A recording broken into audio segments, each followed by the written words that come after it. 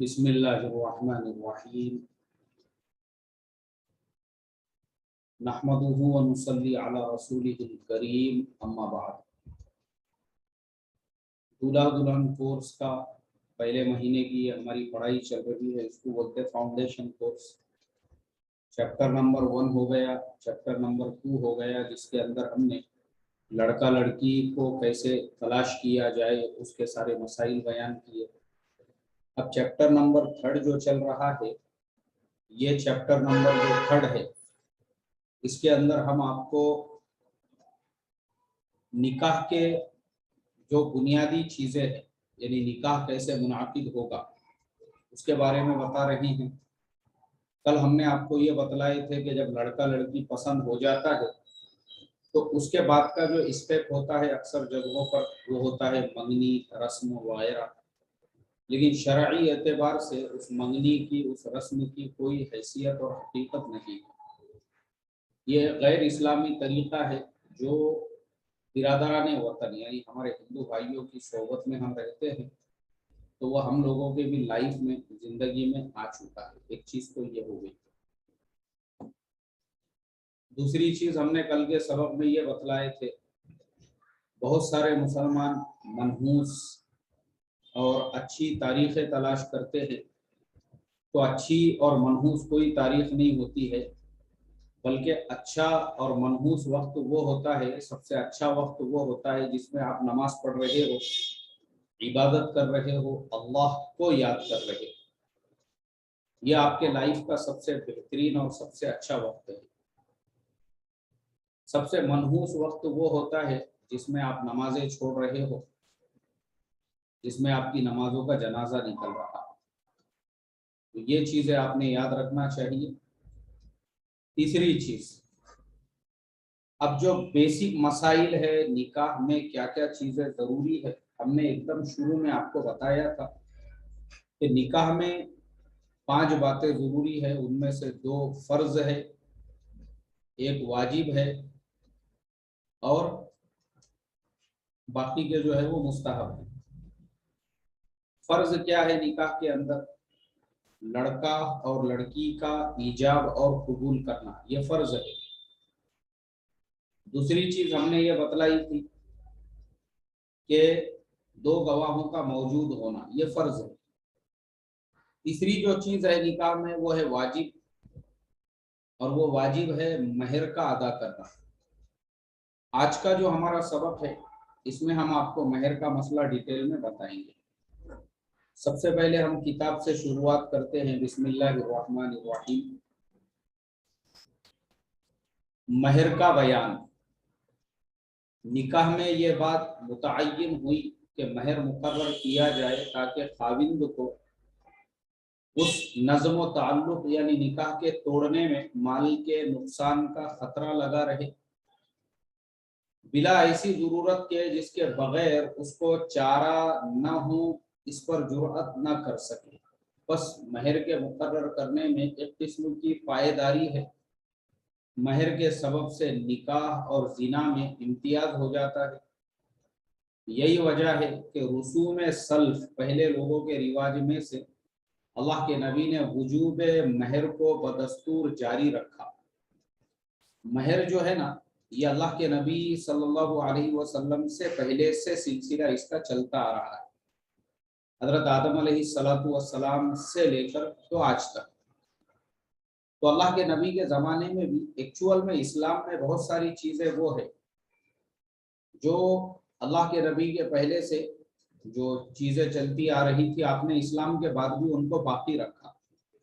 जैसे मिसाल के तौर पर ये जो महीने हैं, मुहर्रम है, सफ़र है, रबीउल अव्वल, रबीउल आखिर, ये जो महीने हैं, ये महीने असल में इस्लाम से पहले के महीने हैं। ये इस्लाम से पहले जो ज़माने जाहिलियत है, उस ज़माने में भी ये महीने हुआ करते थे। तो अल्लाह के नबी ने इस्लाम के बाद में भी इन महीनों को बाकी रखा, इनको चेंज नहीं किया। और हज जो है वो अल्लाह के नबी के नबूवत से पहले से जिल हज के महीने में हुआ करता था, अल्लाह के नबी ने उसको भी बाकी रखा। यानी वो हज का सिलसिला भी जो है आपके नबी बनने के बाद में भी बाकी रहा।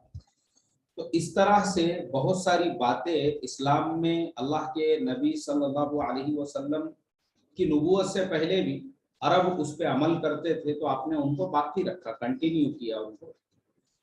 उन्हीं में से निकाह के अंदर ये जो निकाह का सिस्टम है ना, जिसमें महर है, ये महर वाला सिस्टम भी पहले से चलता आ रहा था, अल्लाह के नबी ने इसको बाकी रखा।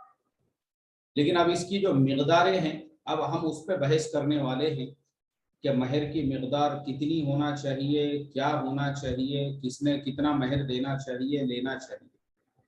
तो असल महर का जो इल्लत है, उसकी असल जो उसका रीज़न है, असल जो उसकी वजह है वाजिब होने की, वो ये है कि एक आदमी ने महर का पैसा देकर किसी से निकाह किया है तो उसको उसकी कीमत होगी, क्योंकि इंसान जब भी कोई चीज़ खरीदता है, लेता है, उसकी कीमत देता है ना, तो उसकी कदर होती है। जैसे मिसाल के तौर पे अपना दूल्हा दुल्हन जो कोर्स है, ये कोर्स पहले हम फ्री में पढ़ाते थे, मुफ्त में, इसकी कोई फीस वगैरह नहीं थी। लेकिन प्रॉब्लम ऐसा हुआ कि 100-200 लोगों ने एडमिशन लिए। अब वो 100-200 लोगों को हमने आईडी दे दिए। अब 100-200 लोग जितने भी थे, पहले दिन 100% लोग हाजिर, दूसरे दिन 90% लोग हाजिर, तीसरे दिन 80% लोग हाजिर। जब हमारा कोर्स खत्म होने आया तो 100 में से मुश्किल से जो है 30-35 बज गए हुए थे, यानी तकरीबन 70% जो है वो रवानगी के आदाब उन्होंने ले लिए।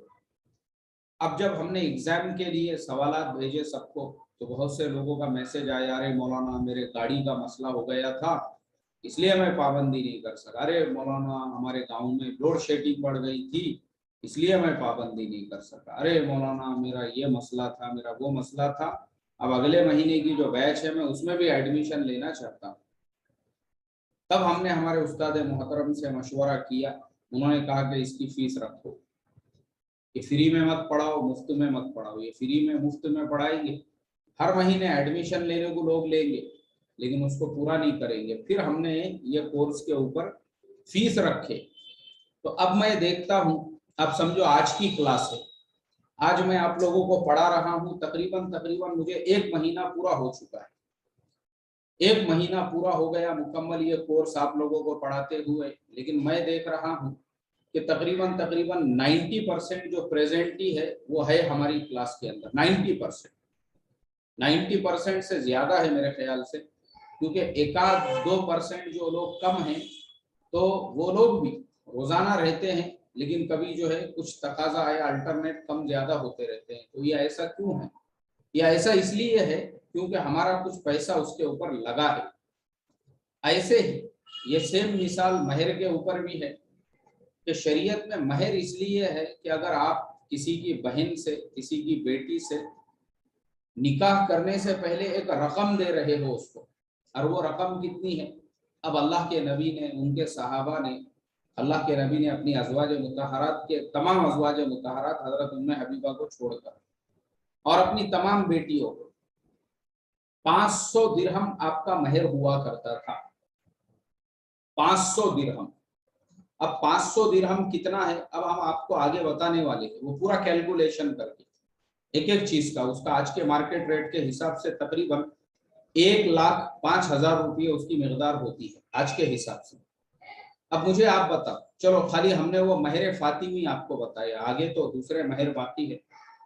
महर उम्मे हबीबा है जिसमें 4,000 दिरहम थे, और 4,000 का आज का मार्केट वैल्यूएशन अगर अप्रोक्स भी अगर हम देखेंगे तो वो होता है 4,80,000। उसके बाद में महर उम्मे हबीबा के बाद में फिर महर उम्मे कुलसुम है जिसकी मिकदार और भी ज्यादा है, जिसमें 40,000 दिरहम है। अब 40,000 का अगर हम आज मार्केट वैल्यूएशन के हिसाब से कैलकुलेशन करेंगे तो वो तकरीबन तकरीबन जो है वो बनते हैं 40 लाख के जो है, वो 40,000 दिरहम के जो है आज के मार्केट वैल्यूएशन के हिसाब से तकरीबन तकरीबन वो हो जाते हैं अप्रोक्स जो है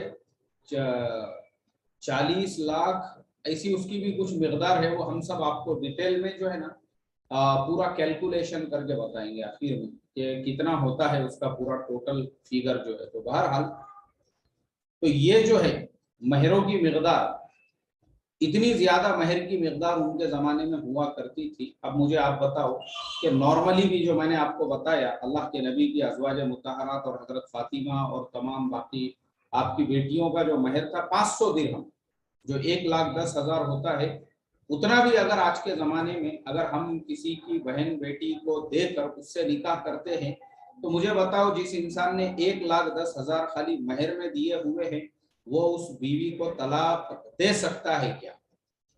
मेरा एक कॉमन आप लोगों से क्वेश्चन है, आप लोग अपने दिल में उसका जवाब दो। जिसने 1,10,000 रुपये की मिकदार जो है अपनी बीवी को दी हुई है, वो उसको तलाक दे सकता है क्या? कभी भी नहीं देगा। 1,10,000 तो बहुत कम है।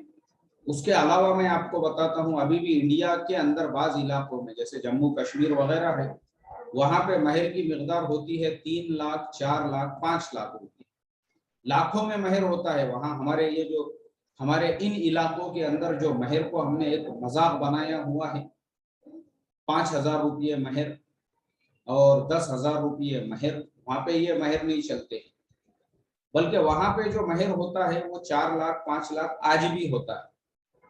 सऊदी अरब वगैरह के अंदर जो महर की मिकदार है, उन इलाकों के अंदर महर से पहले ये देखा जाता है कि जो शोहर है, महर से पहले वहां पे ये देखा जाता है कि भाई जो शोहर है वो रहने का मकान वो लड़की को कैसा देगा, उसको गाड़ी कैसी देगा, ये तमाम चीजें पहले फोकस की जाती है। ये सब चीजें देखने के बाद में फिर वो उस वहां पर जो है निकाह होते हैं।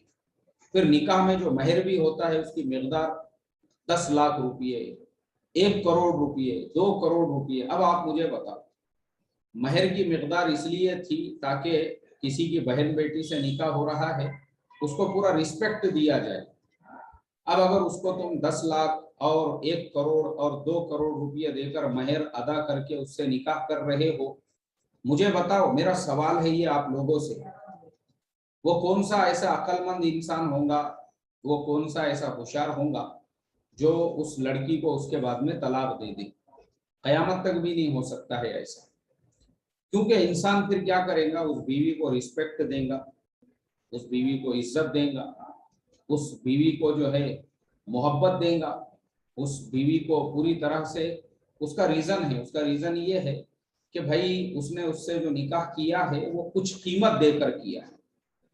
हमारे यहाँ पे ये जो तलाक का मसला आम है, जरा जरा सी बात पे तलाक हो रही है, और जरा जरा सी बातों पे लड़ाई झगड़े हो रहे हैं, और जरा सी बातों पे फोन पे हस्बैंड तलाक दे रहा है।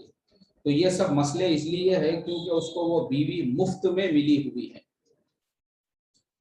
उसने अपने निकाह में जितने का शूज पहना था उससे कम पैसे तो उसने महर के दिए हुए हैं। यानी उसके निकाह में जो शूज था ना उसके पैरों में, वो ओरिजिनल वुडलैंड का शूज था 15 से 20 हजार का, और जो बीवी को उसने महर दिया वो दिया था उसने 5,000 रुपये। उसने अपने निकाह में जो हार पहना हुआ था वो उससे महंगा था जितना महर उसने अपने बीवी को निकाह में दिया हुआ है। तो इसके लिए उसको उसकी कदर नहीं था हमारे यहाँ पे, क्योंकि मैंने खुद ऐसे निकाह पढ़ाया हुआ हूँ। आपको मैं बताऊं अगर मिसालें देकर, तो आपने कभी जिंदगी में सुने नहीं होंगे। मैं फॉर्म भर रहा हूँ एक जगह पे निकाह का, लड़के के वालिद साहब से मैंने पूछा, मैं बोला भाई बोलो महर क्या तय हुआ आप लोगों का? बोले महर तय नहीं हुआ बोले हमारा। अरे भाई महर तो पहले से तय होना चाहिए, जब आप सारी बातें करने के लिए बैठे हो तो महर तो उसी वक्त में तय होना चाहिए। बोले नहीं नहीं महर हमारा तय होया हुआ नहीं। अच्छा महर तुम्हारा नहीं तय होया हुआ है, कोई बात नहीं, अब तय करो क्या लिखना है महर। 125 रुपये लिखो बोले, 125 रुपीज यानी $2, only $2 he has told me you should be mention there only $2 as per महर। यानी महर के लिए उस इंसान ने मेरे से कहा कि सिर्फ $2 लिखो, 125 रुपये। मैंने वो बुड्ढे से कहा, मैंने कहा भाई साहब 125 रुपये में तो मुर्गी नहीं आ रही आज के जमाने में। बाजार में अगर आप मुर्गी खरीदने के लिए जाओगे ना, चिकन की दुकान पे जाओ आप, मैं बोला 125 रुपये में तो मुर्गी नहीं आ रही है। तो जब 125 में मुर्गी नहीं आ रही है, तुमको 5.5 फीट की 35 से 40 किलो की दुल्हन चाहिए 125 रुपये में। 125 रुपये में तो मुर्गी नहीं आ रही है। तो बुढ़ा पता है आपको क्या बोलता, उसने मेरे से बोला, बोले नहीं, मेरी जुबान से जो अल्फाज निकल गए हुए हैं अब मैं वापस नहीं लेता। बोले मैंने बोल दिया 125 तो 125 ही। हालांकि उस शादी के अंदर उसी लड़के के बाप ने बाजा बजाने के लिए जो लोग लेकर आया था, वो दूर से लेकर आया था। एक मशहूर और मारूफ शहर था, वहां के बाजे वाले मशहूर है। बोले वो बाजे वालों को जीप का खर्चा देकर, उनकी जीप का खर्चा था कुछ 3,500-4 हजार रुपये वो जमाने में, और उनके बजाने की कुछ फीस थी 8-10 हजार रुपये, यानी 15,000 रुपये उसने बाजा बजाने वालों के ऊपर खर्चा किया। और लड़की का महर मैं उसको पूछ रहा हूँ तो बोले लिखो 125 रुपये।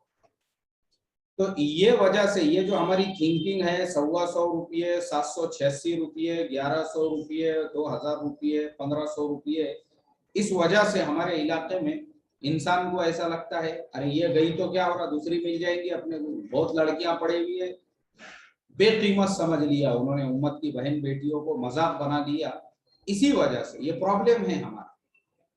इसी वजह से क्या है हमारे यहाँ पे जो तलाक, जरा जरा सी बात, तो मुझे आप बताओ ना, मेरा आप लोगों से कॉमन क्वेश्चन है, मेरा आप लोगों से कॉमन क्वेश्चन है कि सऊदी अरब के अंदर मेरे एक दोस्त है अली भाई, इलाहाबाद के रहने वाले हैं, सऊदी में पिछले 30 से 35 साल से रहते हैं। मेरे बड़े अच्छे दोस्त हैं, मुझे वहाँ के हालात बताते हैं। वो बताने लगे, बोले मौलाना मुझे आज 30 से 35 साल सऊदी में हो चुके हैं, लेकिन इस दरमियान में मैंने आज तक कभी भी किसी भी अरब के घर में ये नहीं सुना है कि मियाँ बीवी के बीच में तलाक हो गया। ऐसा तलाक का मैंने एक केस भी नहीं सुना। यानी ये पूरे एरिया में मैं रहता हूँ, उनकी दुकान है बहुत बड़ी, वहां पे बार्बर शॉप है, 10-12 लोग काम करते हैं उनके पास में हजामत बनवाने वाले। तो अली भाई पिछले 30 से 35 साल से एक ही जगह पे रियाद शहर के अंदर बैठे हुए हैं। कई अरबों से उनके ताल्लुकात है। हजाम की दुकान बोले तो आप समझ सकते हैं, वहां तो हर टाइप का आदमी आने वाला है, या फिर बहुत सारे लोग जो रोजाना रेगुलर आने वाले रहते, उनसे इंसान के ताल्लुकात भी हो जाते, जान पहचान भी हो जाती, रिलेशंस भी हो जाते। तो 30 से 35 साल में वो एरिया के लोगों से उनकी सब जान है, पहचान है, ताल्लुकात है, सब सारी चीजें हैं। लेकिन उसके बावजूद भी आज तक बोले मैंने तलाक का एक भी वाकया नहीं सुना। अब मुझे आप बताओ, मेरा कॉमन सवाल है आप लोगों से, वहां भी इंसान ही रहते, वहां पे भी मुसलमान ही रहते, तो वहां तलाक होने को तैयार नहीं, तलाक लेने को तैयार नहीं, तलाक देने को तैयार नहीं। अब यहाँ इंडिया में भी हम रह रहे हैं, यहाँ तो यार इतना, मैं मेरा ये जो मोबाइल फोन है ना, मैं किसी का भी कॉल इस पे रिसीव करना मैंने छोड़ दिया है। मेरे पास में जिसका नंबर जो है ना, जो सेव नंबर है मेरे पास में, मैं वही नंबर पे कॉल रिसीव करता हूँ। उसके अलावा तो मैंने छोड़ ही दिया हूँ कॉल रिसीव करना। पता है आपको क्यों? सिर्फ इस वजह से कि मुझे जो कॉल्स आते हैं उसमें 50% जो कॉल होते हैं, 50% वो यही मसलों को लेकर होते हैं। खुला का मसला है, तलाक का मसला है, मियाँ बीवी में लड़ाई झगड़ों के मसले मसाइल है, और 40% जो कॉल आते हैं वो शेयर मार्केट से रिलेटेड। शेयर मार्केट से लोग मेरे वीडियो देखते नहीं, यूट्यूब पे मैंने 183 वीडियो अपलोड किए हुए, देखो वहां जाके सीखो। वो छोड़ के उनको फोन पे ही पूरी मालूमात चले, इस वजह से मैंने कॉल रिसीव करना बंद कर दिया। जो 10% जो मेरे पास नंबर सेव है, उसमें मेरे रिलेटिव्स है, मेरे घर के लोग हैं, या जो मेरे जान पहचान वाले हैं, उनका फोन आया तो मैं उठाता हूँ। उसमें भी यानी इस वजह से जो है ना, जो जो 50% मैंने आपको बताया, ऐसे मसले मसाइल के हमारे यहाँ पे फोन है। और अच्छा, फोन तो दे दो छोड़ के, फोन के अलावा भी यहाँ पे भी जो लोग मुझे मिलने के लिए आते हैं, यहाँ पर भी आते हैं बहुत सारे लोग, उनमें से अक्सर मैंने देखा हूँ वो तलाक के मसलों के सिलसिले में ही, किसी की बेटी जो है शोहर के वहां झगड़े चल रहे, अभी निकाह होके 6 महीने भी नहीं हुए, 6 महीने भी नहीं हुए निकाह के जो है तय होगा, और उसी दरमियान में मियाँ बीवी के दरमियान में लड़ाई झगड़े, बोले हमने बेटी को लेके आ गए, लाने के बाद में बेटी अब हमारे घर पे ही है, हमको उसको खुला लेना है, बताओ उसके लिए क्या प्रोसेसिंग है। और शोहर ने जो है तैश तैश में, बीवी ने 3-4 मरतबा में कॉल रिसीव नहीं की, फोन पे तलाक दे दिया उसने। तो हमारे यहाँ पे ये जो बात बात पे तलाक है हमारे यहाँ पे, वो इसीलिए है क्योंकि हमको मुआशरत का इस्लाम पता नहीं है। ये जो हम आपको दूल्हा दुल्हन कोर्स के थ्रू जो सिखा रहे हैं ना, इसे कहते हैं मुआशरत वाला इस्लाम। अब मुझे बताइए, और हम शेयर मार्केट के मसाइल में जो आपको सिखा रहे हैं वो है मुआमलात वाला इस्लाम। तो ये मुआशरत वाला इस्लाम है जो हम आपको दूल्हा दुल्हन कोर्स में पढ़ा रहे हैं, इसीलिए ताकि आपकी जो शादीशुदा जिंदगी है उसमें ये बातें आपको पता होना चाहिए, ताकि आपकी जिंदगी सुकून से गुजरे, ताकि आप जो है निकाह से पहले ये सारी बातों का ख्याल रखो।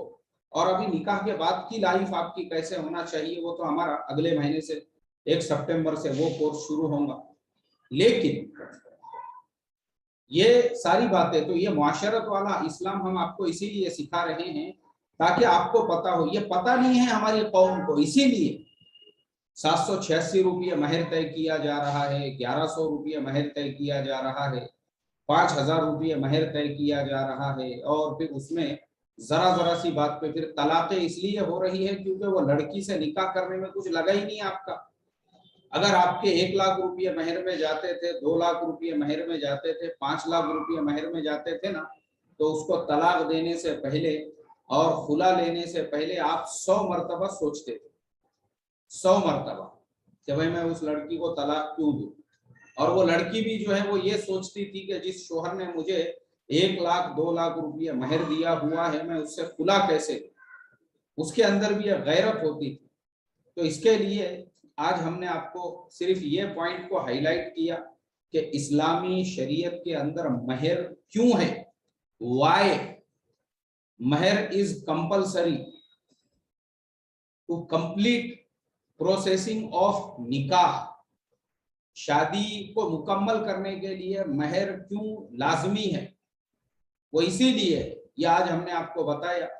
कल अब हम आपको महर के मसाइल बताएंगे और वो मिकदारें बताएंगे जो अल्लाह के नबी के ज़माने में सहाबा और सहाबियात की मिकदारें हुआ करती थी। चलिए अब हमारा सबक ख़त्म होता है। किसी का कोई सवाल है तो हमको व्हाट्सएप पे मैसेज कीजिए।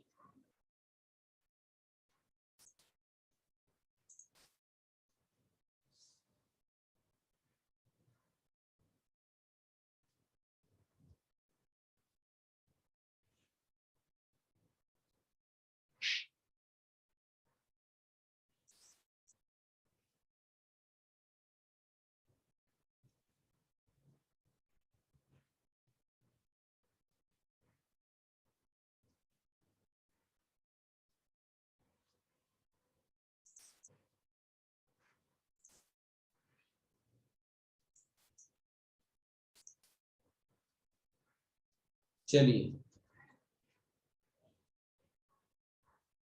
किसी का कोई सवाल है? तनवीर भाई ने लिखा है what is minimum amount for महर इन रुपीज एज पर शरइया। ये सब मसले मसाइल कल आएंगे। कल आज हमने सिर्फ मसाइल, वो सिर्फ महर का जो क्यों जरूरी है वो आपको बताया हमने। ये मसाइल कल आने वाले। अस्सलाम वालेकुम मुफ्ती साहब, तलाक खुला होने के बाद महर वापस मिलता है क्या दूल्हे को? ये सब मसाइल आगे आएंगे।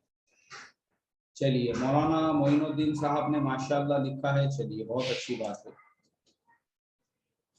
अब्दुल्ला खान साहब हमारे शागिर्द है नांदेड़ से, इन्होंने लिखा है ग्रेट इंफॉर्मेशन भाई, जज़ाकल्लाह अब्दुल्ला खान साहब। मुफ्ती साहब माशाल्लाह। अब्दुल रज़ाक भाई ने लिखा है, जज़ाकल्लाह लिखा है। बहुत सारे साथियों ने, शाहरुख भाई वगैरह ने। चलिए तो ये तमाम लोगों ने जो है आज के सबक पे सिर्फ अपना फीडबैक दिया है। सवाल मुझे किसी का भी नजर नहीं आ रहा है। सर सेकेंड मंथ की फीस कब पे करनी है? चलो ये एक अच्छा सवाल आया है। देखो जिन लोगों को अब जो आपका एडवांस कोर्स शुरू होने वाला है, तो आप लोग अभी से अपनी एडवांस कोर्स की फीस भरना शुरू कर दो। एक तो आप लोग अपनी एडवांस कोर्स की फीस भर दो, और फीस जो है ना मेरे व्हाट्सएप वाले नंबर पे नहीं भरना है, वो फाउंडेशन का नंबर है, उसमें आप पैसे डालोगे वो सीधा फाउंडेशन में जाएंगे और फाउंडेशन में जब एक बार पैसे गए तो मैं फिर वो छोड़ देता हूँ। वो वहां मत भेजो। जो मेरा 9021 वाला नंबर है, जो मैंने फीस पे करने के लिए स्पेशल रखा हुआ हूँ, उस पे आप लोग फीस पे कीजिए। दूसरी चीज ये है कि ये कोर्स से अगर आपको फायदा हो रहा है तो आपसे मेरी रिक्वेस्ट है, अपने दोस्तों को, अपने फ्रेंड्स को, अपने रिलेटिव्स को, अपने जान पहचान वालों को इस कोर्स में एडमिशन के लिए आप मोटिवेट कीजिए। इंशाल्लाह बहुत फायदा होगा उनको। अल्लाह हम तमाम को अमल की तौफीक अता फरमाए। अस्सलामु अलैकुम व रहमतुल्लाहि व बरकातहू।